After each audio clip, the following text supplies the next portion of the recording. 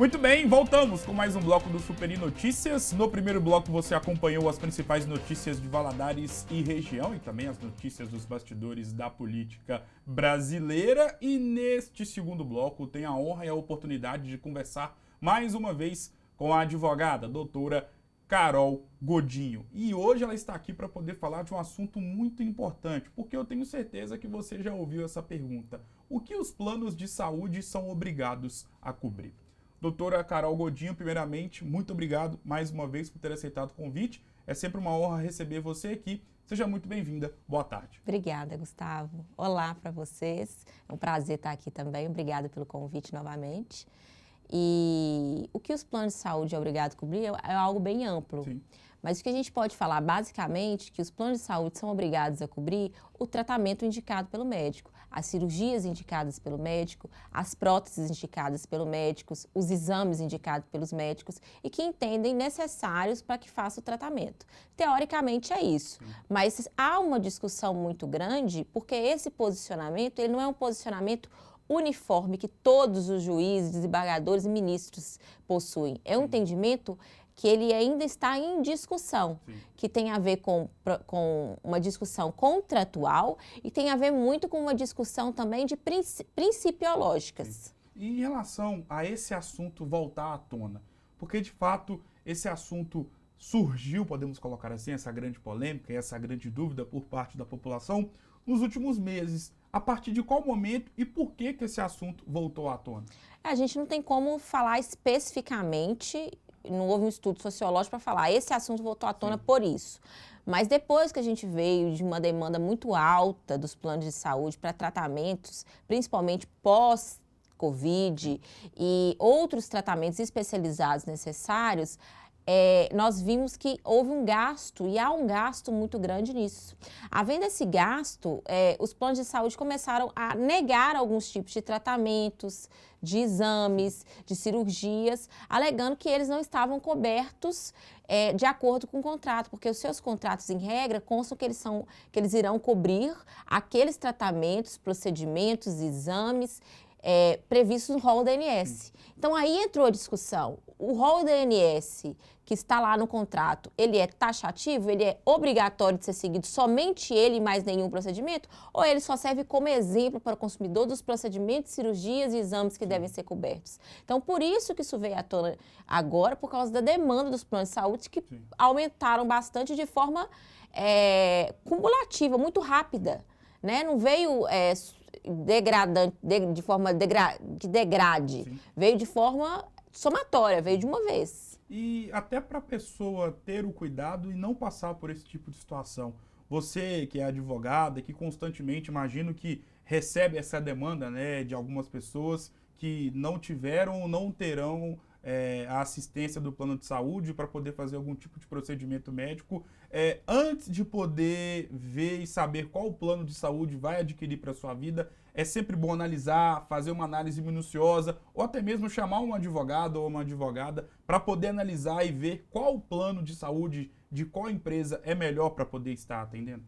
Sim, é necessário sim estudar os planos de saúde no momento de contratação, mas a gente vê que essa conduta de não cobertura, ela é bem uniforme, porque demanda muitos gastos. E com essa questão do rol não ser trabalhado como taxativo, deles serem obrigados a cobrir hoje de forma majoritária, não é um entendimento pacífico, não são todos, né, os nossos juízes, embargadores, ministros que entendem isso, mas a maioria entende que aquele tratamento indicado pelo médico, exame indicado pelo médico deve ser coberto, eles não têm como ter uma previsibilidade de gastos tão grande. Então, isso descontrola um pouco os planos de saúde. Então, em regra, todos os planos de saúde têm agido assim de forma uniforme. Sim. Porque para não demandar muito custo. Então, a dica para as pessoas que vão no médico, que vão ser indicados para um procedimento cirúrgico, que vão ser indicados para que seja realizado o exame ou um tratamento, é que pedir que o médico conste no laudo qual a necessidade daquele tratamento, se aquele tratamento tem uma necessidade de urgência, se aquele tratamento ele pode ser feito dentro de qual período ele pode ser feito e o que vai acontecer com o paciente se aquele tratamento não for realizado. Então, aquilo é importante. Em caso de prótese e órtese, por exemplo, que às vezes vai fazer uma cirurgia, precisa de uma prótese que o plano de saúde fala, eu não cubro. O que você tem que fazer? Vai lá inicialmente no médico e pergunta, doutor, esse aparelho aqui, ele é indispensável para que eu faça a cirurgia? Ele cobra uma eficiência, ele demanda de certa forma, na cirurgia ele é bem demandado, ele é necessário? Então coloca para mim que esse instrumento ele é essencial para que seja realizada a cirurgia. Então essa é uma forma de se blindar para que não haja essa negativa. E que, caso haja, o consumidor possui amparo para poder propor uma ação judicial e demandar nesse sentido. Na pandemia, é claro que a fase mais aguda, mais agravante da pandemia, de certa forma, já passou, principalmente com o processo avançado de vacinação que ocorre em todo o Brasil. Mas na pandemia, principalmente nos momentos mais agravantes, você que atua muito com essa questão de planos de saúde, qual que é a avaliação que você faz em relação à ação dos planos de saúde para quem teve que recorrer aos hospitais particulares e precisou ali recorrer ao plano de saúde? Houve uma boa atuação dos planos de saúde e dos hospitais?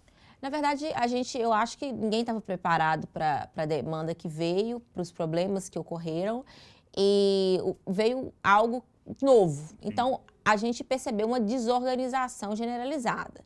Porque, às vezes, os planos de saúde que são contratados para atender em diversas cidades tinham vaga em outra cidade para o tratamento. Sim. E o plano de saúde, ao invés de enviar para aquela outra cidade a vaga, simplesmente avisava que não havia vaga.